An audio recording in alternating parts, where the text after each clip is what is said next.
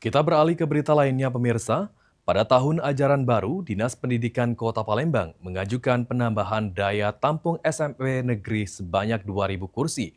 Langkah ini dilakukan untuk mengantisipasi kebutuhan pendidikan bagi ribuan lulusan SD yang akan melanjutkan ke jenjang SMP.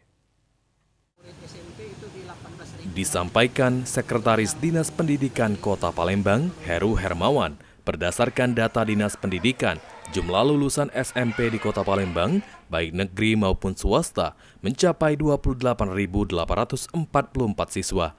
Sementara itu jumlah lulusan SD tercatat sebanyak 28.695 siswa. Penambahan kursi sebanyak 2.000 kursi di SMP negeri dari 19.000 kursi menjadi 21.000 kursi dinilai penting untuk mengatasi selisih kapasitas sekolah serta memberikan kesempatan yang lebih luas bagi para lulusan SD untuk memperoleh pendidikan di sekolah negeri. Murid SMP itu di 18 ribuan untuk yang negeri, itu kalau untuk swasta lebih kurang di 7 ribuan.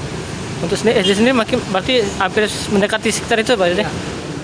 Dinas Pendidikan Kota Palembang berharap dengan rencana penambahan tersebut dapat segera direalisasikan sehingga proses penerimaan peserta didik baru dapat berjalan lancar. Ilham Wahyudi, PAL TV.